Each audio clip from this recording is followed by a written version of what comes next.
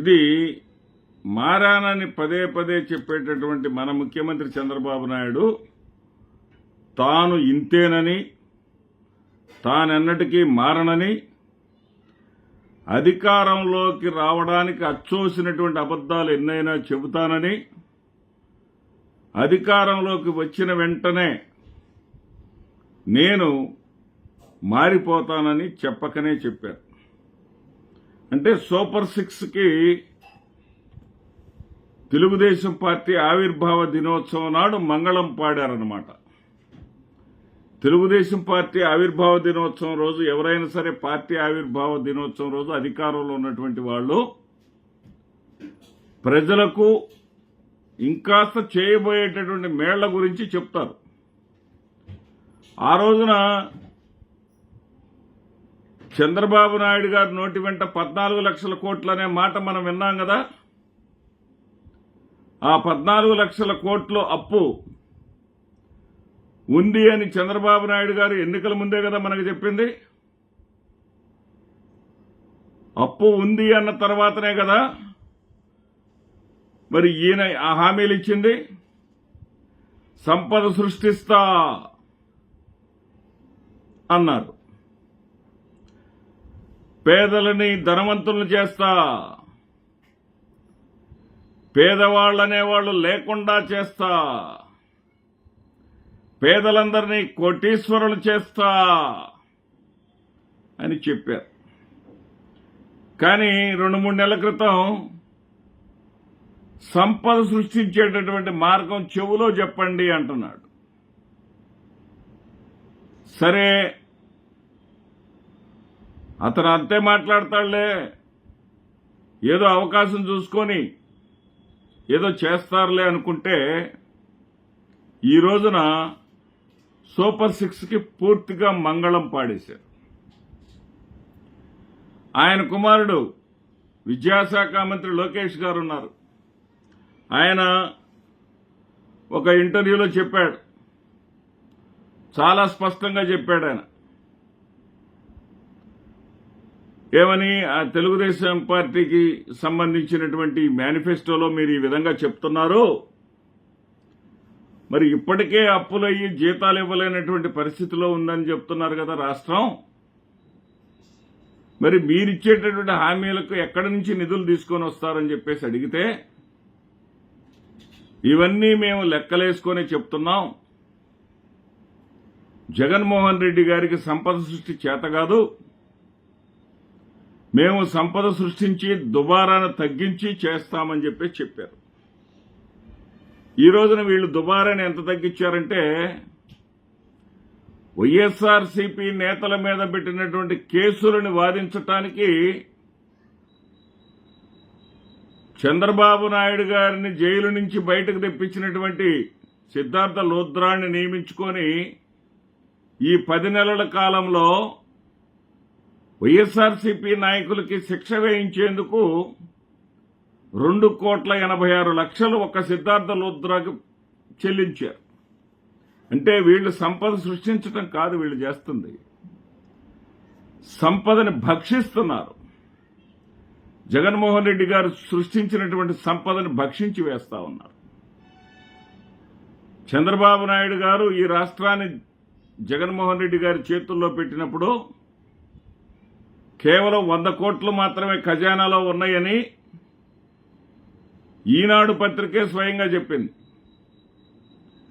కానీ జగన్మోహన్ రెడ్డి గారు ఏనాడు కూడా పేద పలుకులు పలకలేదు, భయమేస్తుందనే మాటలు మాట్లాడలేదు. ఇప్పుడు చంద్రబాబు నాయుడు గారు అన్నారే, బయట ఉన్నప్పుడు చేయగలం అనుకున్నాడంట, లోపలికి వస్తే అర్థమైందంట. మరి లోపలున్న జగన్మోహన్ రెడ్డి గారు అందుకే కదా మీలాగా అలవికాన హామీలు ఇవ్వనది, నువ్వు లోపలికి వస్తే ఏదో ఊడబడుస్తావు అనుకుంటే ప్రజలను మోసం చేయటం కాదా చంద్రబాబు నాయుడు గారు? ఇది ఎన్నిసార్లు ఇలా చేస్తారు? గతంలో కొణిజేటి రోసయ్య గారు మీ గురించి ఒక మాట చెప్పారు, అధికారంలోకి రాకముందు అరచేతిలో అల్లావుద్దీన్ దీపాన్ని చూపిస్తారు, అధికారంలోకి వచ్చిన తర్వాత పూర్తిగా మారిపోతాడు చంద్రబాబు నాయుడు గారు అని చెప్పారు. అదేవిధంగా మాజీ ముఖ్యమంత్రి దివంగత ముఖ్యమంత్రి రాజశేఖర రెడ్డి గారు కూడా చెప్పారు, ఆల్ ఫ్రీ బాబు అని. ఆల్ ఫ్రీ బాబు ఇచ్చేటటువంటి హామీలను నమ్మితే మీ భవిష్యత్తు అగమ్య గోచరం అని చెప్పేసి ఆ దివంగత మహానేత ఏనాడో చెప్పారు. ఎన్నిసార్లు చెప్పినా, ఎన్నిసార్లు చంద్రబాబు నాయుడు గారు గురి చూసి కొట్టినా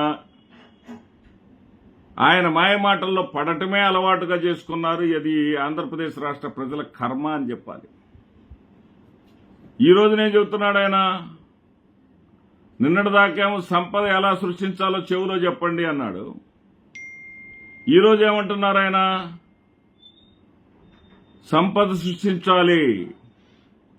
9,75,000 కోట్ల అప్పు ఉంది, 74,000 కోట్ల అప్పు ఉంది. అంటే నోటికి ఎంత వస్తే అంత మాట్లాడటం. ఇందాకే మనం చూసాం 14 లక్షలని, 13 లక్షలు అన్నారు, 11 లక్షలు అన్నారు, 12 లక్షలు అన్నారు. తీరా ఆయన ఆర్థిక శాఖ మంత్రి పయ్యావుల కేశవ్ గారు చెప్పింది 5,19,000 కోట్లు. మరి 5 లక్షల కోట్ల అప్పు మాత్రమే ఉంటే మిగతా 10 లక్షలు పెట్టి వీళ్ళు సంక్షేమ కార్యక్రమాలు చేయొచ్చు కదా. అంటే అధికారంలోకి వస్తే చాలు,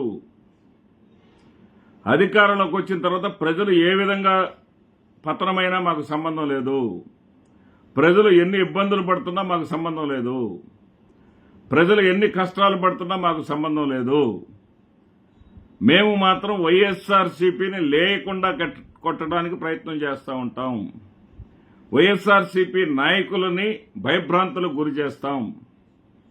మహిళ అని కూడా చూడకుండా విడుదల రజనీ మీద కూడా ఎస్సీ ఎస్టీ కేసును బనాయిస్తాం.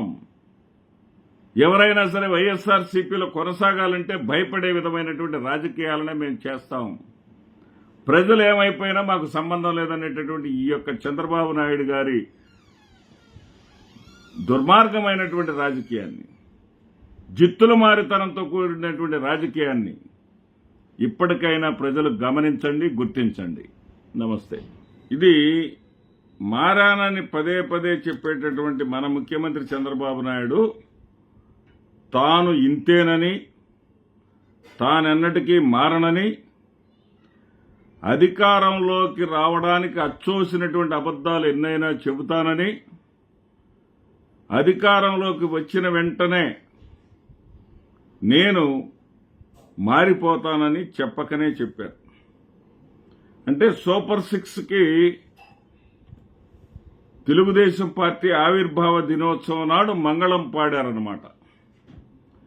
తెలుగుదేశం పార్టీ ఆవిర్భావ దినోత్సవం రోజు ఎవరైనా సరే పార్టీ ఆవిర్భావ దినోత్సవం రోజు అధికారంలో ఉన్నటువంటి వాళ్ళు